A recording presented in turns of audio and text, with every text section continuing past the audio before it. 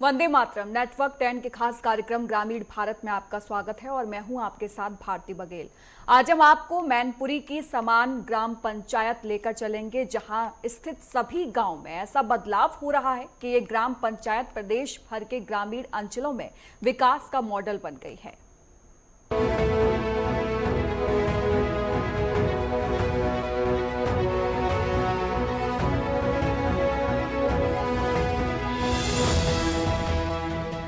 ऋषि मुनियों की तपोस्थली मैनपुरी सीएम योगी की अगुवाई में विकास के नए आयाम स्थापित कर रहा है। ये विकास सिर्फ शहरों तक ही सीमित नहीं है, बल्कि गांव में भी इसमें बराबर के भागीदार हैं। योगी सरकार की सबका साथ सबका विकास की नीति गांव में कारगर साबित हो रही है। मैनपुरी की ग्राम पंचायत समान इसी बात का स्पष्ट प्रमाण है। जब से यूपी में योगी सरकार आई है, यहाँ चहुमुखी विकास हो रहा है। समान 33 गांव वाली ग्राम पंचायत है, जिसकी कुल आबादी करीब 22,000 और मतदाताओं की संख्या 13,500 है। आज ये ग्राम पंचायत जिले भर में विकास की नई पहचान बन चुकी है। इस बदलाव के पीछे ग्राम प्रधान उमेश चंद्र शर्मा के अथक प्रयास और सीएम योगी की दूरदृष्टि का अहम योगदान है। ग्रामीणों ने एक स्वर में प्रधान की प्रशंसा करते हुए बताया कि उन्होंने गांव की हर गली कूचे को सीसी मार्ग और इंटरलॉकिंग से पक्का कर दिया है। नियमित साफ सफाई पर विशेष ध्यान दिया जाता है, जिससे संक्रमित रोगों पर अंकुश लगा है और गांव में स्वच्छता का माहौल बना है। अच्छा, यहाँ के प्रधान कौन है? उमेश चंद्र शर्मा। कितने वर्षों हो गए हैं उनको प्रधानी करते? 10 वर्ष। अच्छा, इस 10 वर्ष में उन्होंने गांव में आपकी में क्या क्या विकास कराया? अच्छा कार्य किया। कितना क्या क्या कराया आपकी नज़र में? जो नाली, खरंजा, ये सफाई।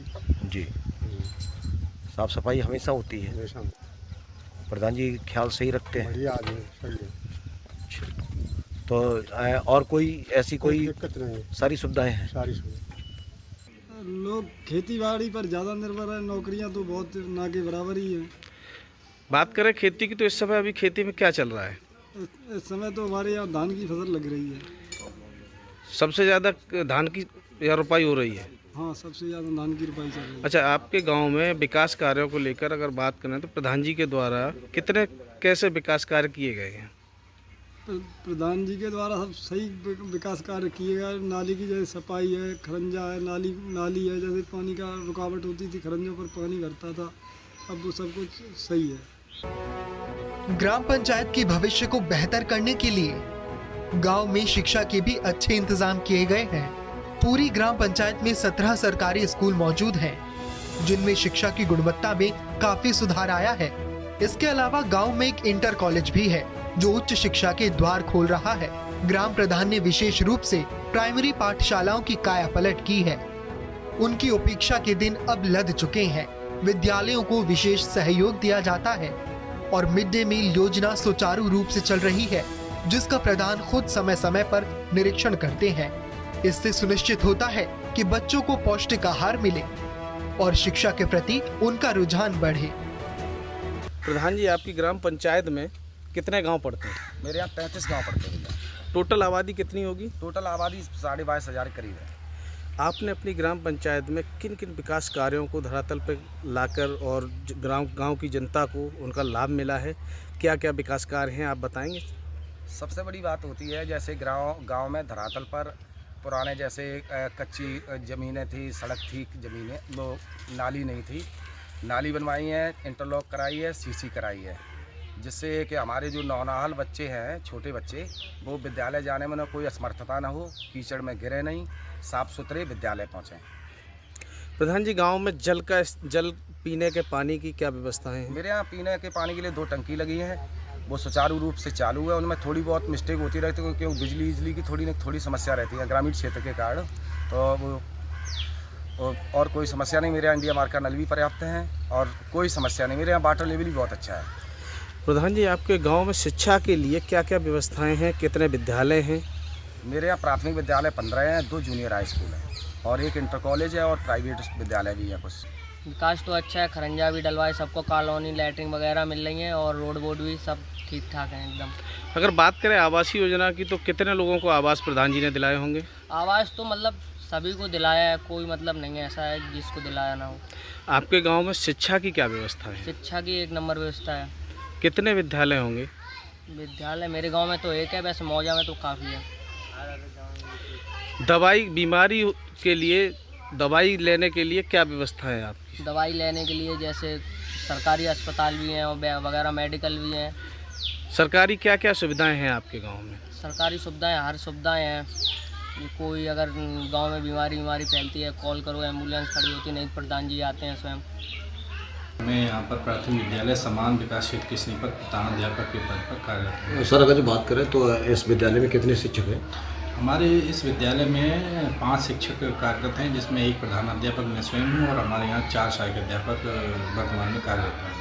नहीं, हमारे सम्मानित ग्राम प्रधान श्री उमेश चंद जी का विद्यालयों के प्रति रवैया बहुत ही सकारात्मक रहता है और इस विद्यालय में जो भी आप 4 दीवारी या टाइलीकरण देख रहे हैं वो सम्मानित ग्राम प्रधान के द्वारा ही जो है संपन्न कार्य कराया गया है। और हर चाहे राष्ट्रीय पर्व हो चाहे कोई भी पर्व हो, विद्यालय में जब वो बुलाए जाते हैं तो बड़ा सम्मानपूर्वक विद्यालय के बच्चों से जो है उनका जुड़ाव रहता है और हर समस्या के लिए वो जो है कंधे से कंधा मिलाकर चलने के लिए विद्यालय के लिए तैयार रहते हैं। समान ग्राम पंचायत में चिकित्सा और रोजगार के क्षेत्र में भी ग्रामीणों को बेहतर सुविधाएं मिल रही हैं। गांव में स्वच्छता और चिकित्सा पर विशेष ध्यान दिया जाता है, जिससे ग्रामीणों का स्वास्थ्य बेहतर बना हुआ है। रोजगार की बात करें तो गांव के गरीब तबके के लोगों को मनरेगा योजना के अंतर्गत साल में 100 दिन का सुनिश्चित रोजगार मिल रहा है। ये योजना ग्रामीण अर्थव्यवस्था को मजबूती प्रदान कर रही है और ग्रामीणों को आर्थिक रूप से सशक्त बना रही है। इसके साथ ही ग्राम पंचायत में वृद्धावस्था, विधवा और विकलांग पेंशन जैसी सरकारी योजनाओं का लाभ भी लाभार्थियों को मिल रहा है, जिससे उन्हें आर्थिक सुरक्षा मिल रही है। किस पद पर तैनात हैं? मैं पंचायत सहायक पद पर तैनात हूँ। पंचायत सहायक के क्या क्या कार्य होते हैं? पंचायत सहायक के कार्य काफ़ी हैं, 26 कार्य दिए गए मानक में, लेकिन फिर भी कोई एक्स्ट्रा कार्य आता वो भी मैं कर देता हूँ। क्या क्या कार्य हैं वैसे? वैसे कार्य ये हैं, शिकायत ऑनलाइन करना, आय जात मूल्यवास बनाना, पेंशन बनाना, सब हर प्रकार की पेंशन और यही कार्य हैं। आपकी ग्राम पंचायत में ग्राम प्रधान के सहयोग से सरकार के द्वारा चलाए गए कार्यक्रमों के तहत किस प्रकार का विकास हुआ है? विकास तो हर हद तक हो चुका है, लगभग थोड़ा बहुत कार्य अभी बाकी रह गया, वो कर रहे हैं हमारे प्रधान जी। क्या क्या विकास कार्य हुए होंगे आपके? जैसे सोलर लाइट लगवाई हैं, नालियाँ बनवाई हैं, खड़ंगे बनवाए हैं, लोगों की पेंशनें बनवाई, उसमें सहयोग किया, राशन कार्ड बनवाए हैं प्रधान जी ने, लोगों की समस्या जो भी उसे निपटारा किया है काफ़ी हद तक। इस गांव में अगर बात करें तो सरकारी योजनाओं का क्या लाभ मिला है अभी तक? सब लाभ मिला है, प्रधान के माध्यम से कितना कार्य कराया गया? सब कराया गया, नाली बनवाई गई, जी। सफाई हुई, खंजा बनवाया गया, हाँ। एक आधी लोगों को कॉलोनी भी मिली। अच्छा, और ऐसा कोई है जिसमें शौचालय वगैरह की व्यवस्था कैसी क्या रही है प्रधान द्वारा? शौचालय हर घर में मिला। हर घर में? अच्छा, अगर जो बात करें शिक्षा के स्तर की तो क्या पढ़ाई लिखाई के लिए आप लोग कहाँ जाते हैं, कहाँ पढ़ते हैं? सरकारी विद्यालय है इस गांव में? इस गांव में नहीं है, समानगढ़ में है। यहाँ से कितनी दूरी पड़ती है समानगढ़ की? 800 मीटर की। तो वहाँ जाते हैं स्कूल में शिक्षा अध्ययन करने के लिए, है। और अगर जो चिकित्सीय सुविधा की बात करें तो किस तरह की सुविधा है, मतलब अस्पताल वगैरह की? अस्पताल बढ़िया है, समानगढ़ में। अच्छा, वहीं PSC पे जाते हैं आप लोग? समान ग्राम पंचायत की सबसे मनमोहक बात है यहाँ सैकड़ों एकड़ में फैली विशाल झील, जो अब पर्यटक स्थली पक्षी विहार के नाम से जानी जाती है। सर्दियों के मौसम में ये झील विदेशी पक्षियों की शरण स्थली बन जाती है, जहाँ सैकड़ों प्रजातियों के पक्षी कलरव करते हुए देखे जा सकते हैं। ये दृश्य वाकई मनमोहक होता है और प्रकृति प्रेमियों के लिए किसी स्वर्ग से कम नहीं। शासन प्रशासन के अलावा ग्राम प्रधान भी इस पक्षी विहार के संरक्षण और विकास में विशेष सहयोग करते हैं। प्रधान ने जानकारी देते हुए बताया कि अगर किसानों को उनकी भूमि का उचित मुआवजा मिल जाए तो इस झील को और भी बेहतर तरीके से विकसित किया जा सकता है, जिससे ये एक विश्व स्तरीय पर्यटक स्थल बन सकेगी। प्रधान जी के सहयोग से इस ग्राम पंचायत में किस प्रकार के कितने और क्या विकास कार्य? प्रधान जी के कार्यकाल में 10 साल में बहुत काम हुए हैं। ऐसा कोई गांव नहीं जिसमें प्रधान जी ने काम न कराया हो। इस ग्राम पंचायत में पहले भी निरे प्रधान रहे, उन्होंने कोई काम नहीं कराया है। हमारे उमेश शर्मा जब से प्रधान हुए हैं तब से चौमुखी विकास मौजा का किया है। आपके गांव में एक बहुत बड़ा हब पक्षी विहार है, जिसके नाम से ही जनपद मैनपुरी को जाना जाता है। इस पक्षी विहार में कहाँ से पक्षी और क्या क्या विशेषताएं कुछ बताएंगे? पक्षी तो बहुत दूर दूर से आते हैं, लेकिन जाल भरा हो जाता है, इस वजह से पक्षी अब कम टिकते हैं। विदेशी पर्यटक भी आते हैं? हाँ, देखने के लिए आते हैं सर। आपके गांव में क्या क्या चीज़ें उपलब्ध हो जाती हैं जिससे कि ग्रामीण जीवन जीने के लिए लोगों को सभी व्यवस्थाएं उपलब्ध रहती हों? ये नरेगा में भी काम करता है, आदमी अपनी जीविका चलाता है। धान की रुपाई होती है, इसमें आप आदमी करता है। काम करने वाले के लिए कोई काम की कमी नहीं है। पक्षी विहार सामान में यहाँ से बाहर से पक्षी आते हैं, पक्षी रहते हैं और अच्छा कार्यक्रम चल रहा है। बढ़िया पक्षी विहार। गांव के विकास की बात करें तो प्रधान जी के द्वारा किस प्रकार क्या क्या विकास कार्य हुए हैं, बताएंगे कुछ आप? बिल्कुल, गांव में सड़कें बनी हैं, लाइटें भी लगी हैं, सफाई भी बहुत अच्छी तरीके से नालियों की होती है, काफ़ी सारे। और साफ सफाई की व्यवस्था गांव में अच्छी है? बहुत अच्छी है, बहुत अच्छी सफाई होती रहती है। पानी की व्यवस्था कैसी है गांव में? अच्छी पानी की व्यवस्था रहती है। बात करें शिक्षा की तो गांव में शिक्षा के लिए क्या क्या साधन है? शिक्षा के लिए तो ये प्राइमरी स्कूल है, सरकारी स्कूल भी है।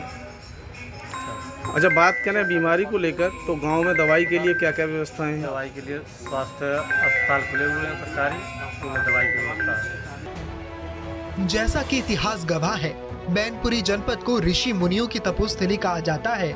समान गांव भी इस परंपरा को बखूबी निभाता है। यहाँ मौनी बाबा और बाबाजू महाराज जैसे महान तपस्वियों ने वर्षों तक तपस्या कर समाधि ली है। उनके समाधि स्थल आज भी गांव में मौजूद हैं, जहां ग्रामीण श्रद्धा पूर्वक पूजा अर्चना करते हैं। ग्रामीणों का मानना है कि इन तपस्वियों की कृपा सदैव उन पर बनी रहती है।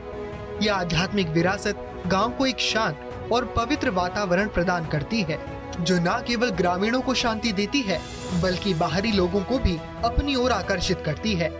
ये गांव दिखाता है कि कैसे विकास के साथ साथ अपनी सांस्कृतिक और आध्यात्मिक जड़ों को भी सहेजा जा सकता है। मैनपुरी की समान ग्राम पंचायत ने ग्राम प्रधान के अथक प्रयासों और योगी सरकार की विकासोन्मुखी नीतियों के दम पर एक नया मुकाम हासिल किया है।